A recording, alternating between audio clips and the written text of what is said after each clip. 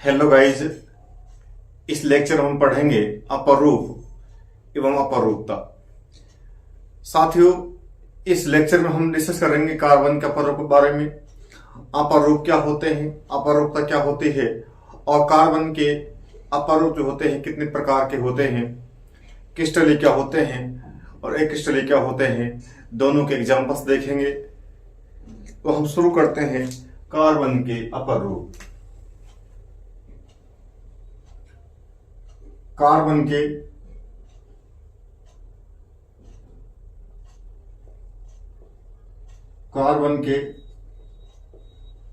अपर रूप। यदि हम कार्बन की बात करते हैं, कार्बन प्रकृति में अनेक रूपों में पाया जाता है और कार्बन के इन रूपों को अपर रूप कहते हैं। जैसे हीरा है, ग्रेफाइट है, फुलरिन है, कोक है, कोयला है, राख है, काजल है। ये सारे जो है ये कार्बन का अपर रूप है। यानी कार्बन जो होता है ये प्रकृति में अनेक रूपों में, भिन्न भिन्न अवस्थाओं में, भिन्न भिन्न रूपों में पाया जाता है और कार्बन के इन रूपों को हम कहते हैं अपर रूप। यानी हम ये कह सकते हैं किस तत्वों के दो या दो से अधिक रूप जो एक दूसरे से गुणों में भिन्न होते हैं अपर रूप कहलाते हैं और इस गुण को हम अपर रूपता कहते हैं। तो इसकी परिभाषा हम लिख लेते हैं।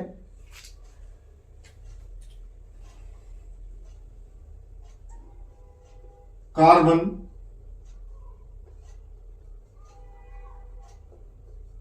प्रकृति में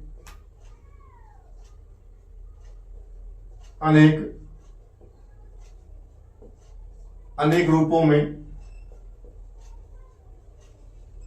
पाया जाता है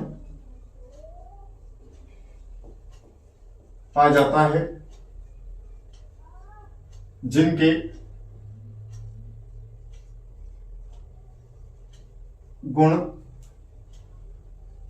गुण धर्म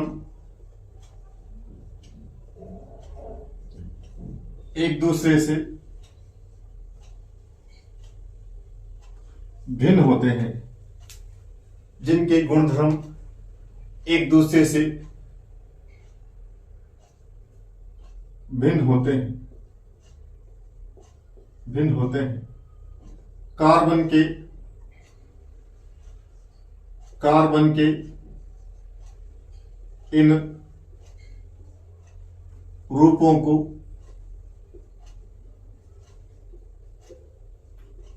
अपर रूप, कार्बन के इन रूपों को अपर रूप कहते हैं तथा इस गुण को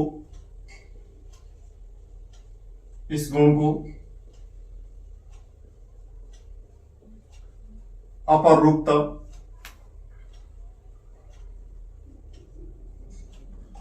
कहा जाता है।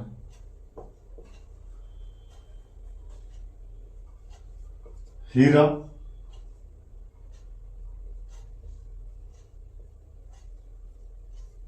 ग्रेफाइट, फुलरिन,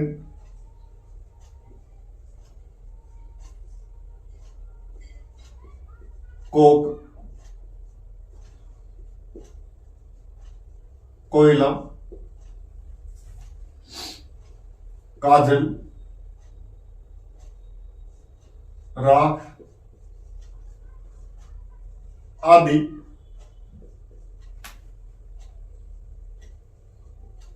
आदि कार्बन के अपर रूप हैं। आदि कार्बन का अपर रूप है। यदि इसकी हम सेकंड परिभाषा कहते हैं, बात करते हैं, तो सेकंड परिभाषा में इसकी सेकंड परिभाषा हम लिख सकते हैं। एक ही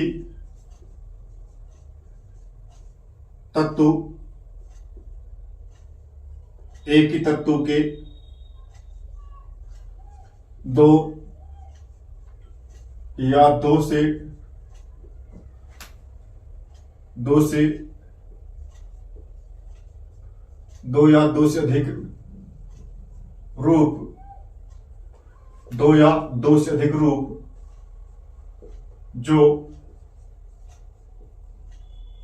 जो गुणधर्मों में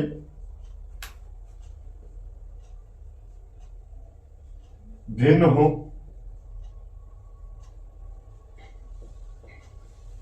अपर रूप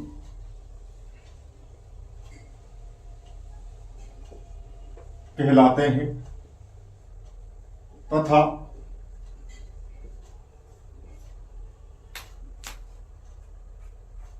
इस गुण को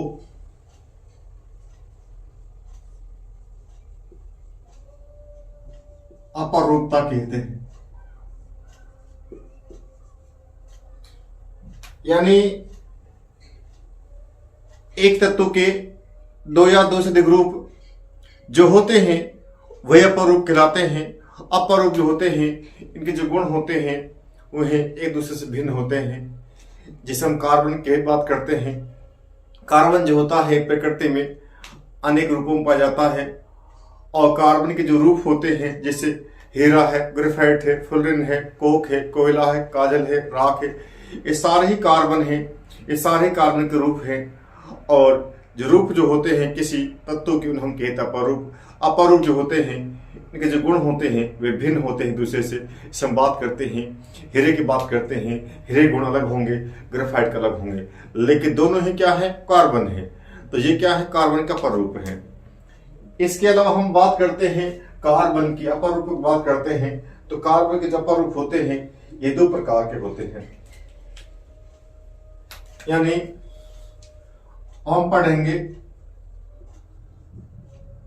कार्बन के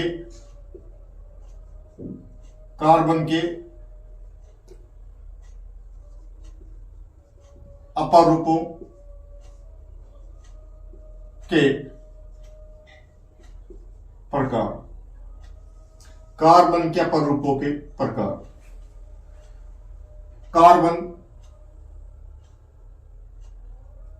कार्बन के अपर रूप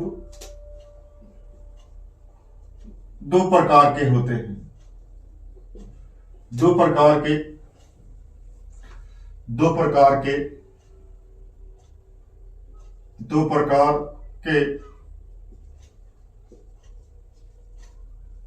होते हैं।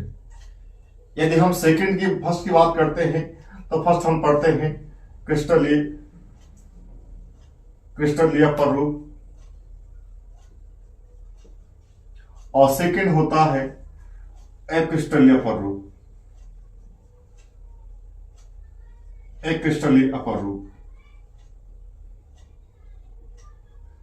यानी जो कार्बन जो है इसके अपर रूपों को दो भागों में बांटा गया है और दो प्रकार जो है या दो भाग जो है अपर रूपों के कार्बन के, पहला है क्रिस्टलीय और दूसरा है अक्रिस्टलीय।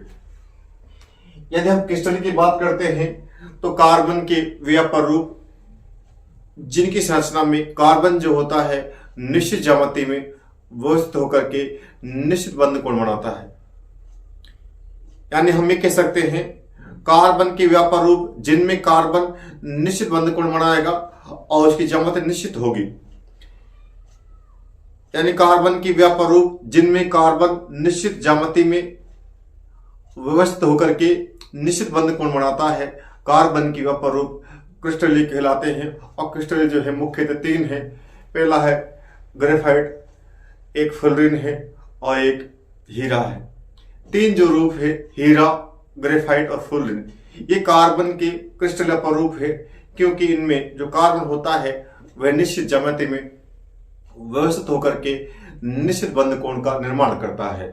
यदि हम अक्रिस्टलीय की बात करते हैं तो अक्रिस्टलीय में क्या होगा, कार्बन जो होगा वह निश्चित ज्यामिति में व्यवस्थित नहीं होगा, इस कारण क्या होगा, निश्चित बंध कोण नहीं बनेगा। यानी हम ये कह सकते हैं कार्बन की व्यापर रूप जिनमें कार्बन निश्चित ज्यामिति में व्यवस्थित नहीं होता तथा निश्चित बंध कोण का निर्माण नहीं करता, कार्बन के व्यापर रूप अक्रिस्टलीय कहलाते हैं। जैसे हम बात करते हैं कोयला है, काजल है, इसके अलावा राख है, ये सारे कार्बन के अक्रिस्टलीय रूप है। इनका ना तो इनकी ज्यामिति होती है और न ही इनके कार्बन के अंदर, न ही कार्बन की ज्यामिति निश्चित होती है इनके अंदर, और न ही इनके अंदर जो है निश्चित बंध कोण होता है। तो दोनों की चर्चा हम कर लेते हैं, लिख लेते हैं क्रिस्टलीय क्या होते हैं और एक्रिस्टलीय क्या होते हैं। यदि हम फर्स्ट की बात करते हैं तो फर्स्ट हम लिख लेते हैं क्रिस्टलीय अपरूप, यानी फर्स्ट लिखते हैं क्रिस्टलीय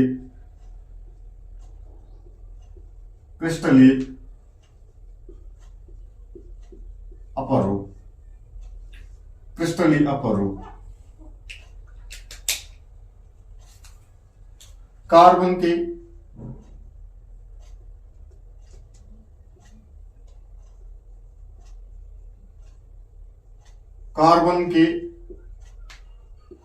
वे अपरूप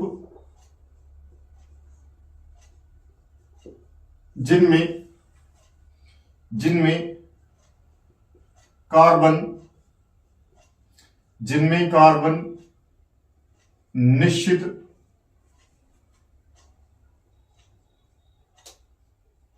निश्चित ज्यामिति में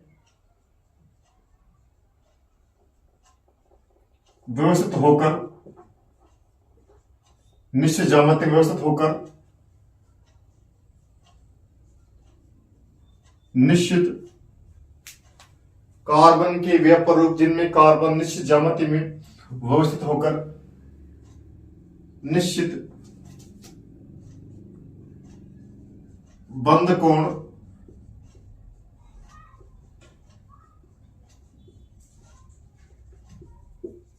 बनाता है। क्रिस्टलीय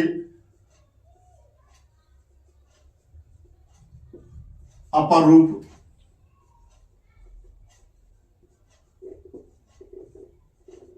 कहलाते हैं।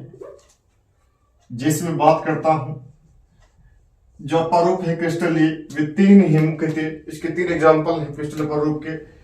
एक है हीरा, जो है यह कार्बन का क्रिस्टल अपरूप है। एक ग्रेफाइट जो है यह भी कार्बन का क्रिस्टल अपरूप है। और एक जो फुलरिन है यह भी कार्बन का क्रिस्टल अपरूप है। यानी हीरा, ग्रेफाइट, फुलरिन ये तीनों ही कार्बन के क्रिस्टल अपरूप है। इनकी ज्यामिति निश्चित होती है और निश्चित बंध कोण होता है। यदि मैं सेकंड की बात करता हूं, सेकंड हम पढ़ते हैं एक्रिस्टलीय अपरूप, एक्रिस्टलीय अपरूप।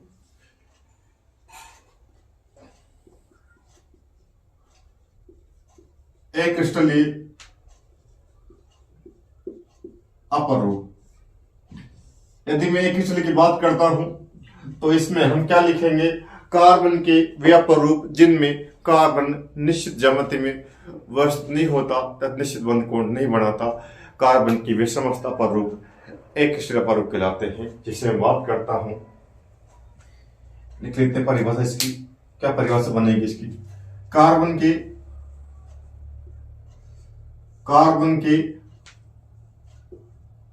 वे अपरूप जिनमें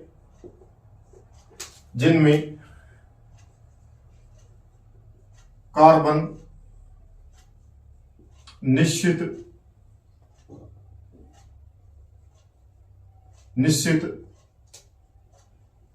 ज्यामिति में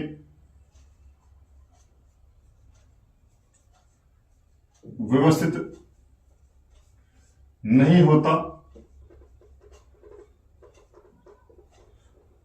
होता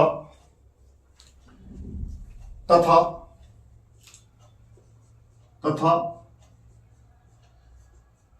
निश्चित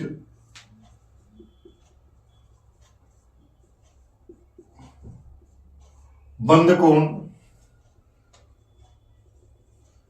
नहीं बनाता।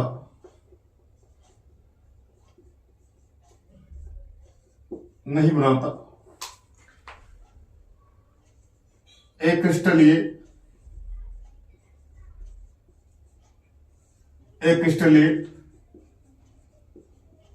अपरूप,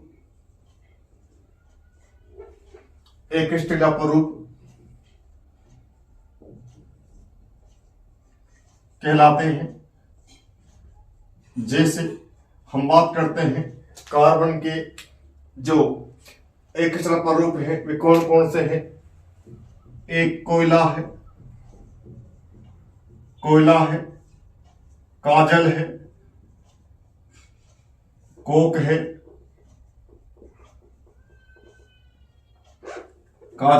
कोक है, कोयला है। इसके अलावा हम बात करते हैं चारकोल जो होता है, यह भी कार्बन का एक्स्ट्रील अपरूप है।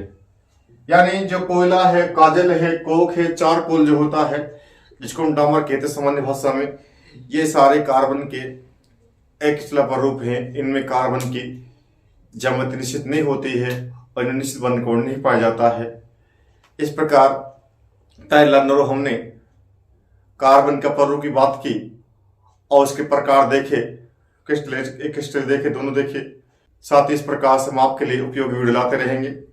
इसी प्रकार हमारे वीडियो को देखते रहें और जिन साथियों को इन लेक्चर्स की जरूरत है, जिन तक ये लेक्चर नहीं पहुंच पा रहे हैं, उन तक भी इन्हें शेयर कर दें ताकि वे भी इनसे लाभान्वित हो सके। Thank you.